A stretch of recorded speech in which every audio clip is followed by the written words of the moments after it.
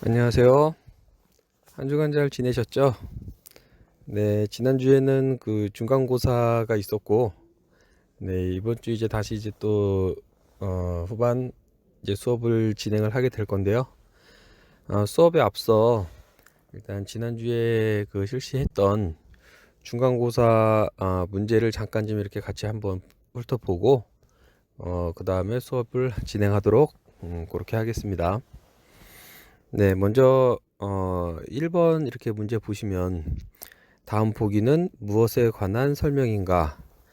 예, 여기 내용 보시면 생산 능력 계획과 기준 생산 계획의 피드백, 조달 예산 계획, 설비 구입 계획, 재고 예산 계획, 제조 재무 계획, 판매 계획 등과 같은 생산 계획의 주변 업무와 연동되어 구현, 제조 자원 관리나 이제 원가 절감이 이제 주요 기능이 된다라고 이렇게 보기가 나와 있는데요. 이건 지금 그 MRP2에 대한 그 얘기가 되겠고요. 그 이게 이제 맨 첫째 시간에 했던 내용이죠. MRP2는 이제 1980년대에 지금 나온 그런 개념이 되겠고, 예. 그럼 MRP 같은 경우 이제 그 전에 1970년대에 나온 거고요. 그 어차피 복습 차원에서 한번 이렇게 훑어보고 가보도록 하겠습니다. MRP는 그 생산에 필요한 품목의 재고 관리 기법으로 기준 생산 계획, 그리고 제품 구성 정보, 재고 정보 이런 걸 기반으로 구체적인 제조 일정, 자재 생산 및 조달 계획을 관리하는 게 이제 MRP라고 하고요. 주요 기능으로는 자재 수급 관리, 재고의 최소화, 뭐 이제 이런 그 내용들이 있겠습니다. 그다음 이제 ERP는 1990년대에 나온 거고요. 이거는 이제 MRP2를 기업 활동 이제 전반의 모든 업무 영역에 대해서 경영 자원으로 그 대상을 확대한 이제 통합 경영 정보 시스템이 되겠죠.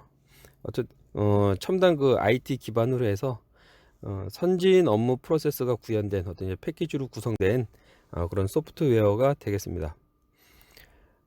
그 다음에 이제 확장형 ERP가 이제 2000년대에 나왔다고 한 이제 마지막 그 내용이 되겠는데요. 이거는 그 기존 ERP에 이제 고유 기능을 이제 확장 그 할 뿐만 아니라 경영 혁신 분야, 이제 정보와 지원 기술 분야, 전문화 분야, 그 기능을 확대 보완하고 있는 최신 개념으로 여기에는 이제 지식 관리 시스템, 공급망 관리, 고객 관계 관리, 전략적 기업 경영 등을 포함하는 그 내용이 되겠습니다. 그래서 답은 2번이 되겠죠. 네, 그 다음에 이제 2번을 보시면 경영 혁신 도구로 ERP의 성공적인 도입을 위해 BPR의 역할이 매우 중요하다. BPR의 효과에 대한 설명이 아닌 것은. 네, 보시면 1번은 근본적으로 다시 생각 맞죠? 혁신적인 업무 재설계 맞고요. 비용과 품질 그리고 시간을 혁신적으로 개선 이것도 맞습니다. 4번에 의도적으로 조직 내의 인력, 계층, 작업, 직무, 부서 등의 규모를 축소한다. 이거는 그 다운사이징에 대한 내용이 되죠. 다음은 3번입니다. 클라우드 ERP의 특징이 아닌 것은 클라우드를 통해 ERP 서비스를 제공받음. ERP 진입 장벽을 획기적으로 낮출 수 있음. 전문 컨설턴트의 컨설팅을 통해 설치 및 운영 가능. 지능형 기술, 인공지능, 머신러닝, 예측 분석을 사용하여 미래에 대비한 즉각적인 가치를 제공할 수 있음. 3번이 아니죠. 지금 클라우드 ERP 같은 경우는 이미 패키지 형태로 다 구성이 되어 있기 때문에 어떤 특별한 전문 컨설턴트의 어떤 컨설팅이 없어도 우리가 원하는 어떠한 기능으로 구성을 해서 이렇게 세팅을 하면 바로 그 기능들을 사용할 수가 있게 되겠습니다. 그래서 답은 3번이고요. 다음에 이제 4번 인력 과잉과 인력 부족에 대한 대응 방안 중 인력 과잉에 대한 설명이 아닌 것은 인력 과잉에 대한 설명이 아닌 것. 자, 작업 분단제. 이거 맞죠? 그다음에 임시직 활용. 이게 지금 인력 과잉에 대한 설명이 아니라 이건 인력이 부족할 때 임시직을 활용해서 그 부족한 인력을 채우는 이제 그러한 방법이 되겠고요. 조직 내 직무 재배치, 신규 아이템 개발 이런 거는 인력 과잉에 대한 설명이 맞겠습니다. 그러면 그때 했던 내용들 추가로 더 이렇게 어떤 것들이 있었는지 한번 잠깐 뭐 얘기를 해보면, 인력 과잉에 대한 그 대응 방안으로는 이제 뭐 작업 분담제, 조기 퇴직제, 사내 벤처, 소사장제, 신규 아이템 개발, 뭐 조직 내 직무 재배치, 무급 휴가제, 뭐 일시 해고, 다운사이징, 뭐 정리 해고 이런 것들이 인력 과잉에 대한 대응 방안으로 이렇게 우리가 한번 공부를 했었고요. 인력 부족에 대한 그 대응 방안으로는 초과 근로, 그다음에 임시직 활용, 아웃소싱, 파견 근로, 신규 인력 채용 등의 대응 방안을 우리가 공부를 했었습니다. 다음은 5번입니다. 인력 계획의 수요 예측 방법 중 산업공학적 접근법에 해당하지 않는 것은? 1번 선형계획법, 작업표본 기법, 작업량 분석, 시간 및 동작 연구. 여기서 1번 선형계획법은 수학적 그 방법이 되겠죠. 다음은 6번입니다. 인적 자원의 사내 모집, 내부 모집의 장점이 아닌 것은? 사내 유능한 인재 발탁 가능. 맞죠. 교육훈련과 조직 사회화의 기간 단축. 이것도 맞고요. 환경 변화에 적절하게 대응할 수 있는 인재 채용. 요거는 이제 외부 모집의 장점이 되겠죠. 4번에 재직자 동기부여 및 고용 정착. 이것도 맞겠습니다. 그러면 저희가 그 인적 자원의 그 사내 모집과 사회 모집에 대해서 이렇게 장단점을 한번 그 공부를 했었는데요. 그 내용이 뭐 추가적으로 어떤 게 있었는지 한 번 더 이렇게 살펴보고 가면, 내부 모집의 장점으로는 아까 그 방금 얘기했던 사내 유능한 인재를 발탁할 수 있고, 또 재직자에 대한 어떤 동기부여, 그다음에 고용 정착 이러한 장점이 있고요. 교육 훈련과 조직 사회의 기간 단축, 뭐 신속한 충원 비용 절감, 이러한 장점들이 있었죠. 그다음 이제 외부 모집의 장점으로는 경력자 채용에 따른 훈련 비용 절감, 그다음에 환경 변화에 적절하게 대응할 수 있는 인력 채용, 뭐 이런 것들이 장점이 될 수 있겠습니다. 계속해서 7번입니다. 다음 보기에서 설명하고 있는 방법은 선발 도구의 합리적 조건 중 어디에 해당하는 설명인가? 보기를 보시면 동일한 사람에게 같은 내용의 시험을 시기를 달리하여 실시하되 각각의 시기에서 얻어진 결과 또는 성적을 비교하는 방법. 이건 이제 신뢰성에 대한 얘기죠. 그래서 저희가 그 공부한 그 선발 도구의 그 합리적 조건 중에 보면 신뢰성, 타당성, 효율성, 형평성 이렇게 이제 네 가지 이제 성질에 대한 그 조건들을 얘기를 하고 있고요. 지금 방금 그 보기에서 설명한 내용은 신뢰성에 대한 방법에서도 저희가 세 가지를 이렇게 공부를 했습니다. 세 가지가 시험 재시험법, 대체 형식 방법, 양분법, 이렇게 세 가지를 배웠는데 그 중에 시험 재시험법에 대한 그 내용이 되겠고요. 그 다음에 그 신뢰성 중에 이제 대체 형식 방법은 그 어떠한 그 종류의 항목들로 구성된 시험을 실시한 다음에 그와 유사한 항목들로 구성된 그 다른 형식의 시험을 실시해서 두 형태의 시험에서 얻어진 결과등 간의 어떤 상관관계를 살펴보는 거, 이게 이제 대체 형식 방법이 되겠고요. 이제 양분법은 그 시험이나 어떤 검사 항목의 그 절반을 가지고 측정한 다음에 이제 항목의 다른 반쪽을 동일한 대상한테 이제 적용시켜서 얻은 결과와 비교하는 방법이 그 양분법이 되겠습니다. 그럼 이제 여기 선발 도구의 합리적 조건의 이제 타당성에 해당되는 부분은 당초에 측정하려고 했던 그 의도했던 것을 얼마나 정확히 측정하고 있는가를 밝히는 정도가 이제 타당성에 대한 내용이 되겠고요.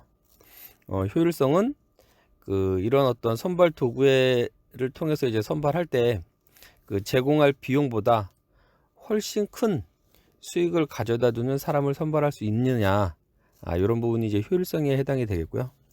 형평성은 모든 지원자에게 동등한 기회를 부여해야 한다. 이 부분이 형평성이 되겠습니다.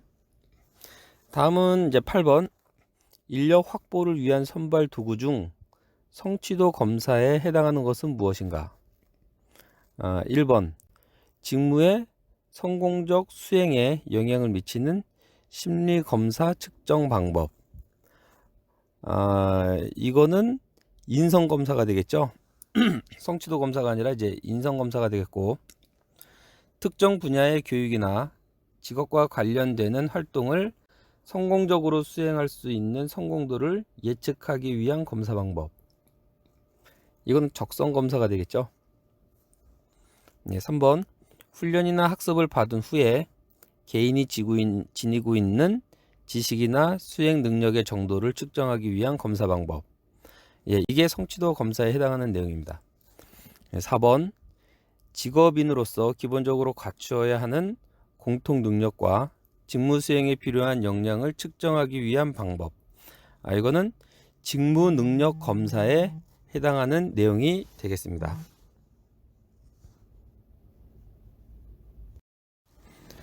계속해서 9번입니다. 적정 배치의 원칙에 해당하지 않는 것은 1번 공정성의 원칙. 이 공정성의 원칙은 이게 적정 배치의 원칙에 해당하지 않는 게 공정성의 원칙이죠.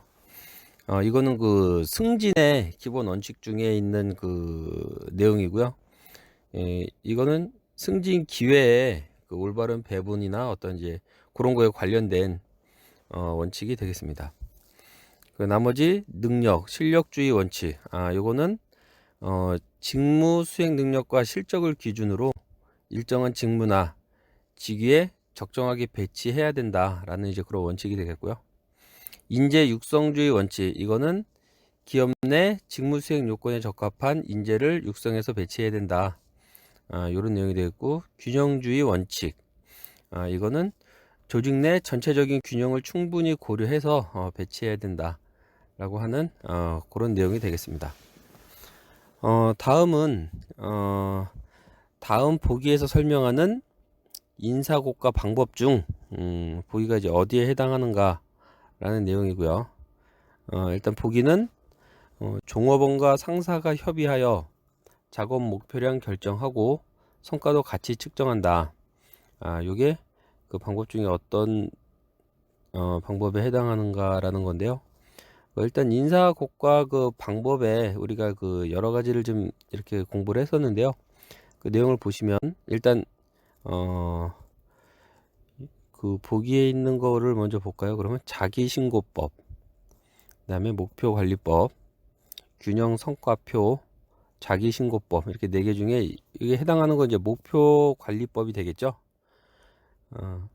그래서 이 내용 다른 것까지 이렇게 한번 그 방법들을 보면, 일단 중요사실기록법, 자기신고법, 면접법, 목표관리법, 다면평가, 균형성과표,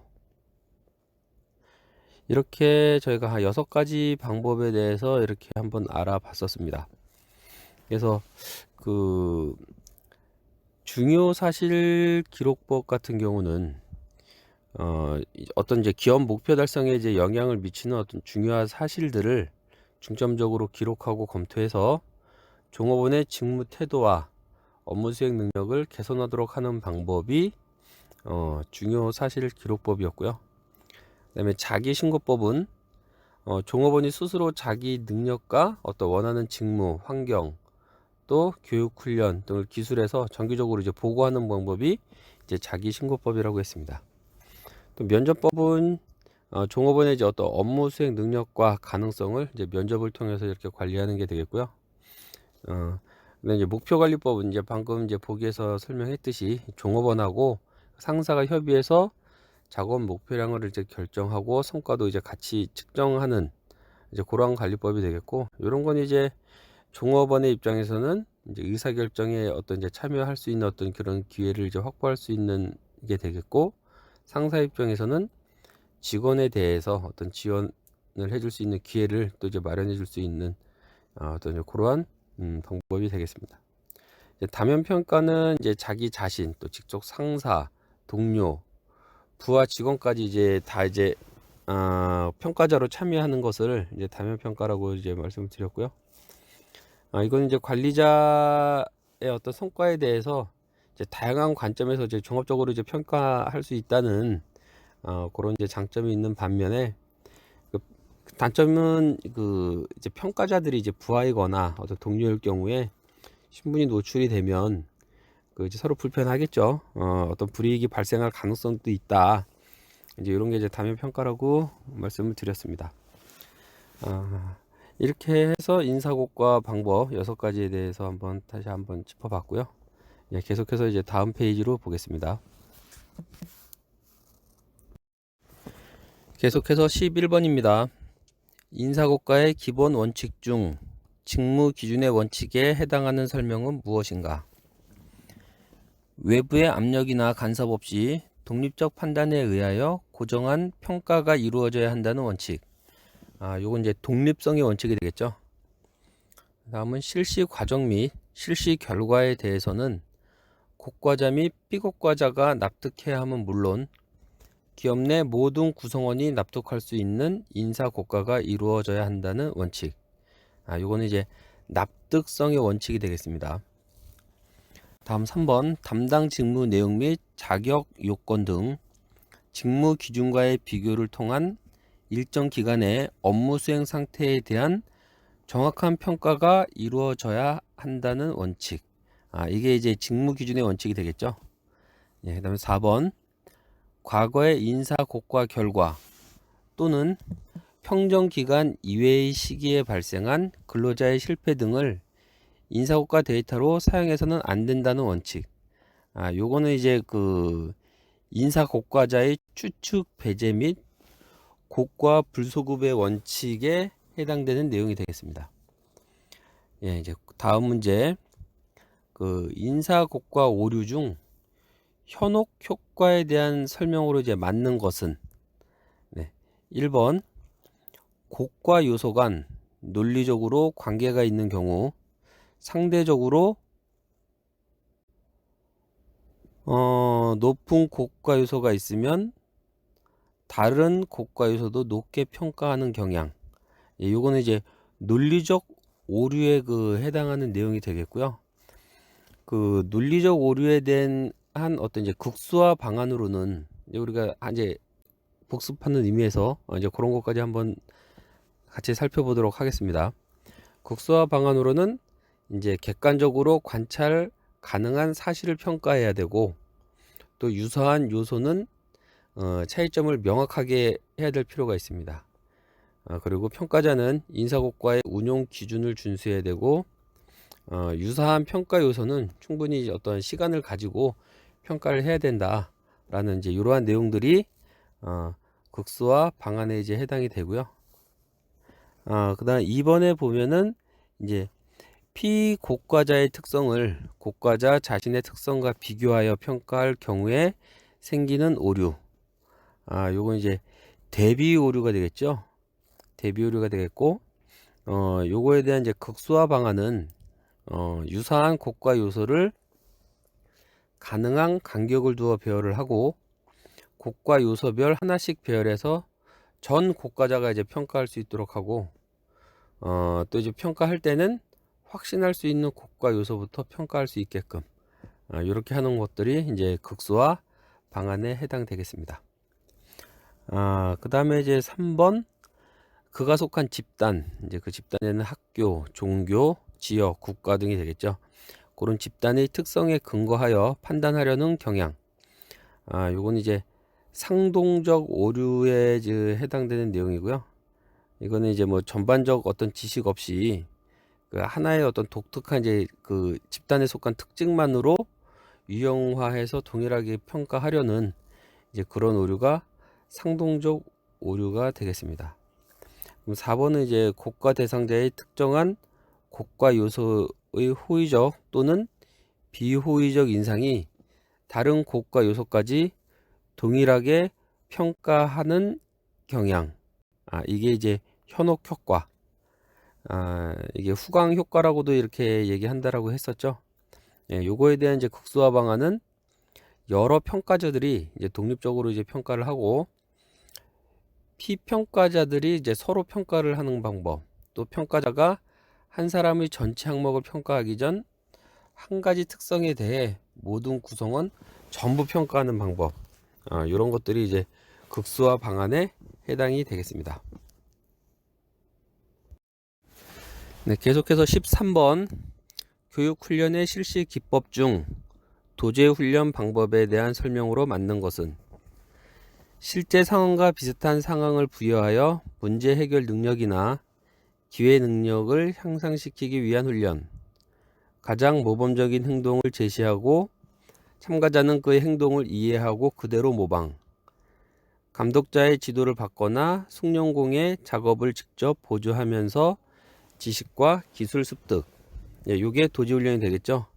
훈련 과정 중에 순차적으로 직무를 교대하여 다양한 직무에 대한 지식과 경험을 습득. 요 지금 보시면 교육훈련의 이제 실시 방법에 대한 거를 우리가 그 여러 가지 그 실시 기법들에 대해서 공부를 했습니다. 이걸 하나씩 이제 간단하게 한번 좀 다시 짚고 한번 넘어갈 건데요. 하나씩 설명을 좀 한번 해보도록 하겠습니다. 실시 기법에는 일단 강의식 교육이 있었고요. 이거는 그 일방적으로 어떤 주제에 대해서 강의를 하고 종업원은 그거에 대해서 경청을 하는 방법, 일반적인 교육 기법이 되겠죠. 그다음에 이제 직무 순회법이라는 것이 있었습니다. 이거는 훈련 과정 중에 순차적으로 어떤 직무를 교대해서 다양한 직무에 대한 어떤 지식과 경험을 습득할 수 있게끔 하는 그런 기법이 이제 직무 순회법이라고 하는 그런 게 있겠고, 그다음에 역할 연기법, 롤 모델법이라고도 이제 얘기를 하는데요. 이거는 그 어떤 직무에서의 역할을 실제로 수행해 봄으로써 그 교육 주제를 체험으로 이제 습득하게 할 수 있는 이제 그런 이제 교육 방법을 우리가 역할 연기법이라고 했습니다.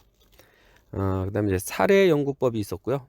그 사례 연구법은 그 문제 해결에 직접 참가해서 해결 과정에서 어떤 판단력, 지식, 분석 능력 개발 뭐 이런 것들을 할 수 있게끔 하는 방법이 사례 연구법이 되겠습니다. 그다음에 이제 도제 훈련, 이제 방금 여기 얘기했던 이제 3번에 해당되는 그런 이제 도제 훈련이 있고요. 그다음에 이제 감수성 훈련이라는 게 있었습니다. 그거는 이제 자신들의 이제 감정과 그 감정이 상대방에 어떻게 미치는 영향에 대해서 상호작용 과정을 이해하게 만들어서 타인에 대한 어떤 이해심, 리더십 능력 이런 것들을 개발하기 위한 훈련이 감수성 훈련이라고 그때 말씀을 드렸습니다.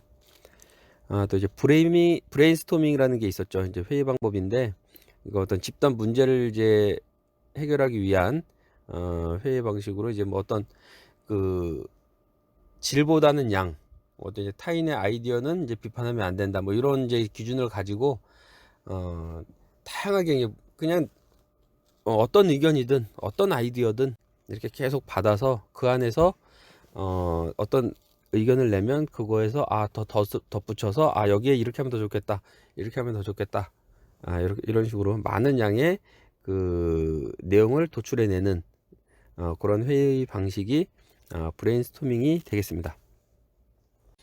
그 다음에 인바스켓 기법이라는 게 있었죠.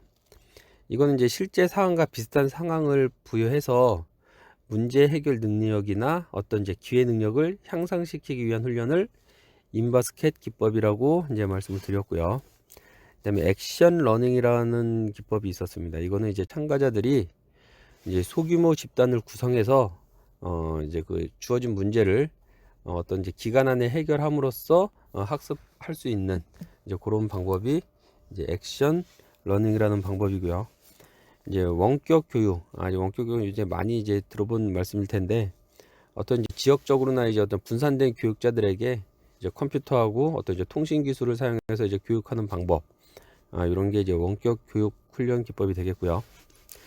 그다음에 이제 그리드 훈련이라고 있었는데요. 이거는 이제 생산 또 인간에 대한 어떤 관심 이런 것들을 이제 9단계로 이제 각각 구분을 해서 그 생산과 인간에 대한 관심이 생산도 높고 인간에 대한 관심도 높은 9.9 고 9.9가 되도록 이제 최대한 훈련을 방향을 이끌어가는 이제 그런 훈련이 그리드 훈련이 되겠습니다. 그다음에 이제 상호작용 분석이라는 게 있었는데요. 그거는 이제 감수성 훈련과 같이 이제 어떤 자신의 행동에 대한 인식을 높이고 또 동시에 행동 개선을 유도하는 이제 어떤 행동 개발 방법이 이제 상호작용 분석이 되겠고요. 그다음에 이제 집단 간의 대면 이거는 그 대면 회화법이라고도 이제 얘기를 한다고 했고요. 집단 간의 어떤 갈등 해소 또 이제 협적인 관계와 상호작용을 유도하는 집단 간의 이제 행동 개발 기법을 우리가 이제 집단 간의 대면이라고 얘기를 했습니다. 마지막으로 이제 심포지움이라는 이제 어떤 토론, 이건 토론 형식인데요. 이제 한 문제에 대해 두 사람 이상의 이제 전문가가 서로 다른 이제 각도에서 의견을 제시하고 토론하는 형식, 이런 걸 이제 우리가 심포지움이라고 얘기를 했습니다. 예, 이렇게 이제 상당히 많죠. 이런 실시 기법들에서 대해서 한번 알아봤습니다. 다음은 14번입니다. 다음 보기는 승진의 유형 중 어디에 해당하는 설명인가?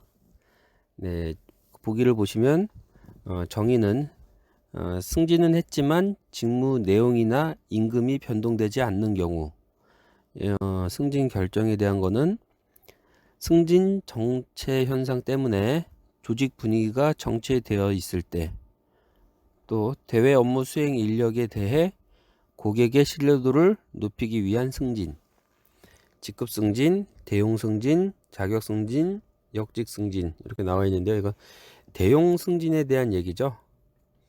우리가 이제 승진에 대한 어떤 유형에 대해서도 이렇게 살펴봤었는데요.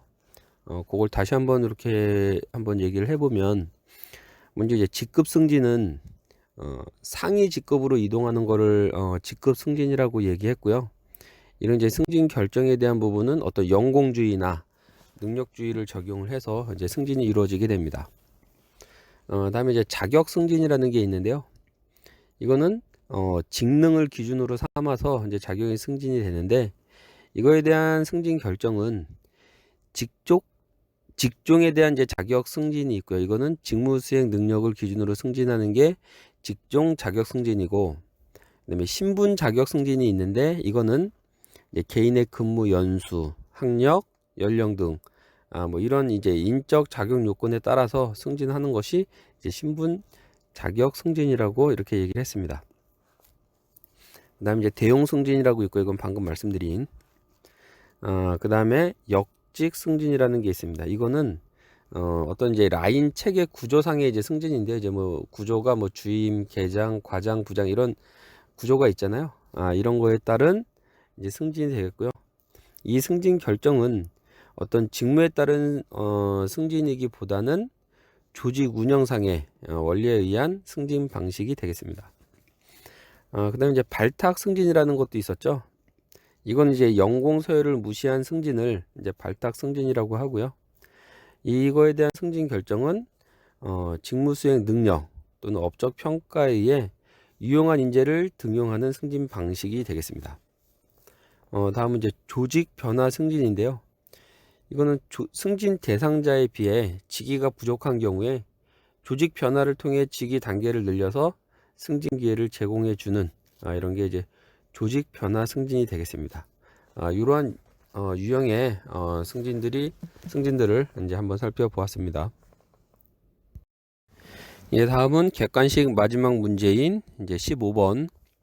다음 보기는 퇴직의 종류 중 어디에 해당하는 설명인가? 예, 보기를 보시면 경기 불황, 경영 악화 등 노동 수요와 감소에 대응하기 위한 과잉 인원의 축소 조정. 요건 일단 그 고용 조정에 관련된 내용이고요. 우리가 이 퇴직의 어떤 이 종류에 대해서 한번 다시 한번 짚어보면은, 일단 퇴직의 종류는 해고, 정년퇴직, 명예퇴직은 이제 조기퇴직이라고도 하고요. 고용조정 이렇게 네 가지 종류가 있고요.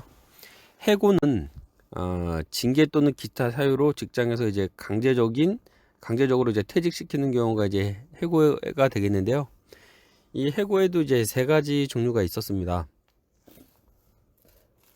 징계 해고, 일시 해고, 정리 해고, 이렇게 세 가지 종류가 있었고요.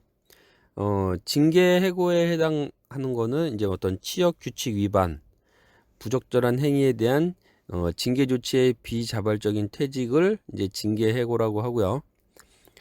일시 해고는 어떤 이제 경기 변화나 구조 조정 등에 인한 이제 사유로 일시적으로 이제 해고를 하는 경우를 일시 해고라고 했습니다. 정리 해고는 경영상의 이유로 인한 해고, 이걸 이제 정리 해고라고 이제 얘기를 했습니다. 그다음에 정년 퇴직은 일정한 연령이 이제 도달했을 시 자동적으로 또 이제 강제적으로 이제 퇴직을 시키는 것을 정년 퇴직이라고 하고요.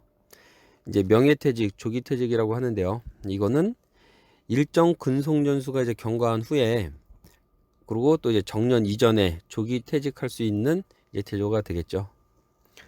그다음에 이제 고용조정이라는 게 있었습니다. 이제 고용조정은 이제 경기 불황, 경영 악화 등 이제 어떤 노동 수요에 대한 이제 감소에 대응하기 위해 이제 과잉 인원을 이제 축소 조정하는 걸 이제 고용조정이라고 하는데요. 여기에도 이제 여러 가지 내용들이 있었죠. 일단 이제 근로시간 단축, 이건 이제 인원을 유지하면서 공급 노동량을 이제 축소 조정하는 이제 이런 방안이 되겠고, 신규채용의 중지 및 감소, 이건 일단 그 비상용 근로자 채용을 이제 중지하고 기존 인원들에 대해서 이제 해고를 해서 이제 인력을 감축시키는 이제 방안이 되겠습니다. 그다음에 배치 전환 및 파견 근로, 이건 이제 기업 노동력의 어떤 유동성 확보 및 이제 효율적으로 노동력을 활용하기 위한 이제 그러한 방안이 되겠고요. 노무비의 삭감, 근로자의 어떤 이제 임금 인상을 이제 억제하고 정기적인 어떤 승급을 이제 연기해서 이제 노무비를 삭감을 통해서 이제 고용 조정을 하겠다라는 이제 그런 내용이 되겠고, 임시기후제도, 이건 이제 고용 관계는 이제 어떤 끊어지는데 다시 그 이후에 어떠한 그 지금 안정이 되면 다시 재고용의 가능성이 있다라는 게 이제 임시기후제도가 되겠고요. 다음은 다운사이징. 이거는 우리가 이제 맨 첫 번째 시간에 배웠었죠. 이제 기업 규모를 축소하는 것을 이제 내용으로 하는 이제 구조조정 방법이 되겠습니다. 그 다음에 이제 실제적인 이제 구조조정이라는 게 있죠. 이건 이제 사업 구조나 이제 조직 구조의 효율을 높이고자 실시하는 이제 경영 활동이고요. 어떤 이제 사업이나 어떤 조직의 구조가 바뀌면 다행히 인력 변동이 있겠죠. 근데 그 조직이나 사업 규모가 축소가 되면 당연히 인원도 그거에 따라서 맞게 축소가 되는 그러한 그 고용 조정 방법이 되겠습니다. 네, 객관식 그 15문제에 대해서는 이제 다 확인을 했고요. 이제 계속해서 이제 주관식에 대해서 한번 확인을 하겠습니다. 네, 주관식 1번, 기업 생존 및 경쟁 우위 확보 전략으로 다양한 경영혁신 운동을 전개해 왔습니다. 경영혁신 운동의 종류 및 내용에 대해 설명하시오. 이게 첫 시간에 저희가 했었던 내용이죠. 일단 뭐 저희가 그 수업 시간에 다뤘던 네 가지에 대해서 설명을 하면 되는 문제고요. 일단 다운사이징, 아웃소싱, JIT, BPR, 이렇게 네 가지에 대해서 설명을 하시면 되겠습니다. 그 내용은 이제 뭐 우리가 앞서서도 계속 이제 반복적으로 얘기했던 부분인데, 다운사이징, 어떤 조직의 효율성을 향상시키기 위해 의도적으로 조직 내 인력, 계층, 작업, 직무, 부서 등의 어떤 이제 규모를 축소시키는 기법을 이제 다운사이징이라고 하고요. 이건 이제 기업의 이제 비생산적인 어떤 사업 부분, 또 이제 불필요한 조직을 폐기하고 수익성이 높은 사업으로 이제 전환하는 이제 이런 거를 우리가 다운사이징이라고 얘기하고 있습니다. 그다음에 이제 아웃소싱은 어떤 이제 시장에 이제 경쟁이 어떤 심해지고 기업이 어떤 특화 정도가 이제 고도화됨에 따라서 우리 회사의 어떤 이제 핵심 능력이 없는 이제 그런 부품이나 어떤 이제 뭐 다른 어떤 이제 그 내용들을 자체에서 어떤 조달하는 것보다는 그런 것들을 어떤 이제 개발하고 서비스를 제공해주는 외부 전문 업체에 주문을 해서 더 좋은 어떤 품질의 부품이나 서비스를 우리가 더 값싸게 그렇게 이제 제공받는 기법을 이제 아웃소싱이라고 얘기를 했습니다. 그다음에 JIT는 이제 모든 어떤 낭비에 해당되는 내용을 제거하고 이제 그런 내용을 지속적으로 이제 개선을 한다라는 이제 그런 철학을 근거로 하는 생산 전략을 JIT라고 얘기를 했죠. 그다음에 이제 BPR, 이건 이제 근본적으로 다시 생각하고 또 이제 비즈니스 프로세스를 이제 획기적으로 재설계함으로써 어떤 이제 비용, 품질, 시간 이런 것들을 개선하는 이제 그런 걸 이제 BPR이라고 하는데요. 이제 여기서 개선이라는 게 이제 단순한 개선이 아닌 어떤 혁명적인 어떤 개념으로 이제 완전히 이제 바꾸는 이제 그러한 개선이 되겠습니다. 그래서 이렇게 다운사이징, 아웃소싱, JIT, BPR 이 네 가지에 대해서 설명하는 내용을 작성하시면 되는 문제였습니다. 예, 다음은 주관식 2번 인적 자원 관리 7가지 실시 원칙에 대해 설명하시오. 일단 7가지 실시 원칙에 대해서 작성을 하는 부분인데요. 일단 7가지가 어떤 건지 한번 보겠습니다. 일단 직무주의 원칙, 이건 직무에 관한 분석을 실시해야 한다는 거고, 그 다음에 전인주의 원칙, 근로자의 인간성 실현, 성과주의 원칙, 업적 및 성과 평가, 그 다음에 능력주의 원칙, 연공주의보다는 이제 능력 중심으로 해야 된다라는 이제 그런 원칙이 되어 있고요. 공정성의 원칙, 평가 시 최대한 공정하게 평가해서 반영해야 된다라는 게 공정성의 원칙이고요. 정보 공개주의 원칙, 실시하고자 하는 이제 주요 정보를 서로 이제 공유하는, 그래서 공개함으로써 공유하는 것을 정보 공개주의 원칙이라고 하고, 참가주의 원칙, 이건 이제 의사결정 과정에 조직 구성원들이 이제 참여해서 같이 할 수 있는 것들을 이제 참가주의 원칙이라고 합니다. 이렇게 7가지 원칙에 대해서 설명하는 문제가 되겠습니다. 주관식 마지막 문제입니다. 주관식 3번. 인력 개발 활동은 역량을 최대한 개발하는 과정이고, 역량은 특별히 업무 수행을 잘하는 사람들이 보여주는 독특한 행동 특성이라고 설명했습니다. 여기서 말하는 독특한 행동 특성에 대해 설명하시오. 예. 일단 이제 독특한 행동 특성이라는 거는 지속적으로 두드러진 성과를 내는 조직 구성원이 가지고 있는 특성, 이제 어떤 설득력이라든가 끈기라든가 이런 걸 얘기를 하는 거고요. 또 어떠한 환경에서도 일관되게 장기간 나타나는 특성이 있고, 그러한 행동이 기업 성과 향상에 탁월한 영향을 미치게 됩니다. 이러한 것들이 그 독특한 행동 특성이라고 얘기를 할 수가 있겠습니다. 이러한 내용이 들어가면 되겠고요. 이렇게 해서 그 객관식 15개, 주관식 이제 3문제 해서 총 18문제에 대해서 한번 살펴보았습니다. 내용이 그 어려운 부분은 아닌데요. 이러한 분야 쪽에 대한 어떤 그 용어라든가 또 이제 뭐 유사한 그런 개념들이 이렇게 복합적으로 들어가 있다 보니까 느끼기 어렵다고 생각될 수도 있겠는데요. 이런 부분들은 이제 반복적으로 보시다 보면 이해가 되실 거라고 이제 생각이 되고요. 이론에 대한 부분은 이제 거의 이제 마지막 부분까지 왔다고 보시면 될 것 같습니다.